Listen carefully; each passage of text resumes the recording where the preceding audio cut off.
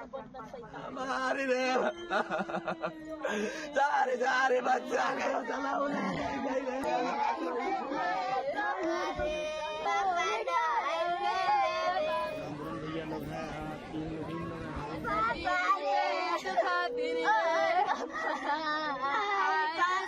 जो सबसे, क्योंकि रिमोट का गांव है, 3 साइड से ये पानी से घिरा और एक साइड से इंटरनेशनल बाउंड्री लगती है, तो वन विभाग द्वारा इसमें सूचित किया गया कल अपडेट लेने में ऑलरेडी 4 क्रिटिकल एरिया में टाइगर रिजर्व से लगता है।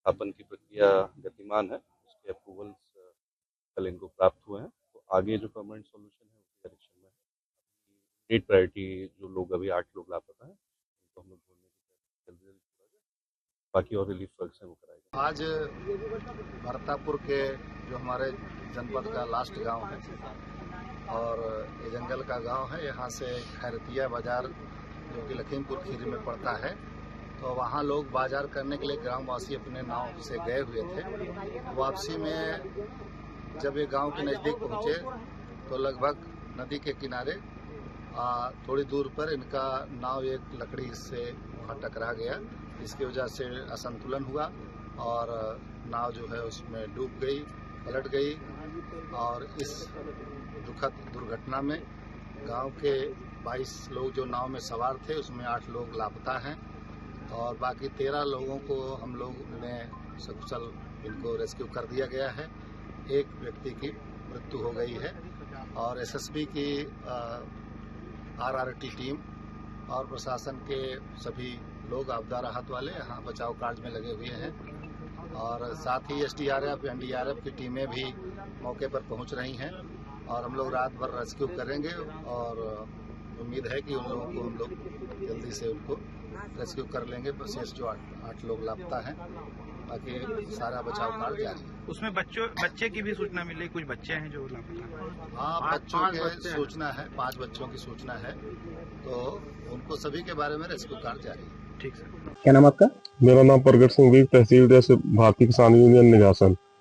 कहाँ से आ रहे हैं आप लोग? हम लोग अभी भरतापुर गांव में रात में रुके थे। 10 बजे रात में हम लोग 6 किलोमीटर पैदल जाके भरतापुर गांव में हमको पता चला कि किसान मजदूरों की एक नाव पलट गई है जिसमें 10 लोग मतलब 23 लोग सवार थे, जिसमें 13 लोगों को जैसे तैसे स्थानीय गांव के लोगों ने निकाला, जिसमें 8-9 लोग अभी भी लापता है। क्या स्थिति वहाँ पे देखिए, कैसा मंजर था और जो प्रशासनिक हमला है वो रेस्क्यू किस तरीके से कर पा रहा है, कितना दिक्कत आ रही है और कितने लोग निकाले गए हैं? क्या देखिए भाई साहब की गांव में बहुत ही दहशत का माहौल है। 10 लोगों का एक गांव से जाना बहुत ही दुर्भाग्यपूर्ण है। कि देखिए शासन प्रशासन को सुबह ही आ जाना चाहिए था, कम से कम जो रेस्क्यू है एनडीआरएफ टीम, मेरी एसडीएम महिपुरवा से भी बात हुई थी रात में, लेकिन उन्होंने कहा कि मैं व्यस्त हूँ, तो लेकिन हम लोगों से मुलाकात नहीं हो पाई। हम लोग इसलिए गए थे कि वहाँ कम से कम शासन प्रशासन से बात करके रेस्क्यू करवाएंगे कि जल्दी से जल्दी कम से कम जो लोग अभी तक नहीं मिले हैं उनका ढूंढना बहुत अति अनिवार्य है, क्योंकि गांव में बहुत ही दहशत का माहौल है। बहराइच में कल एक भीषण नाव हादसे में, एक दर्दनाक नाव हादसे में 22 लोग नदी में डूबने लगते हैं और उनमें से 13 तो किसी तरीके से बच जाते हैं, लेकिन 9 लोगों में एक की तो डेड बॉडी मिलती है, 8 लोग अभी भी मिसिंग हैं। हम इस समय यानी यूपी तक इस समय मौजूद है ग्राउंड जीरो पर। मेरे पीछे ये कौड़ियाला नदी है और कौड़ियाला नदी का ये घाट जो भरतापुर गांव के किनारे है और इसी भरतापुर के घाट पर वो नाव आकर के ये सामने दिख रहे एक पेड़ से टकरा करके अनियंत्रित होकर के पलट जाती है, जैसा कि यहाँ के स्थानीय लोगों का कहना है।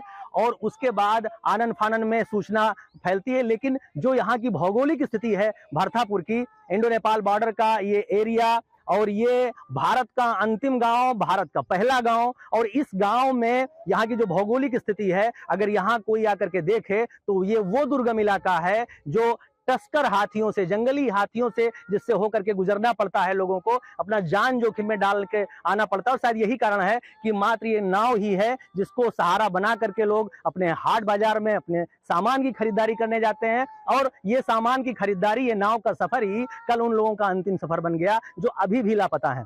कई सारे दावे हो रहे हैं यहाँ पे कि एनडीआरएफ और एसडीआरएफ की टीमें यहाँ लगी हुई हैं, लेकिन जिस समय यूपी तक यहाँ मौजूद है, यहाँ पर कोई रेस्क्यू ऑपरेशन नहीं चल रहा है और यहाँ पर दावे बहुत सारे किए जा रहे हैं, क्योंकि नाव इसी ग्राउंड जीरो पर पलटी है और यहाँ पर एसडीएम मोतीपुर लगातार रात से ही कैंप कर रहे हैं। उनकी रेवेन्यू की जो टीम है पूरी यहाँ पर मौजूद है, लेकिन चूंकि रेस्क्यू में नदी के अंदर एनडीआरएफ को और एसडीआरएफ को उतरना पड़ता है।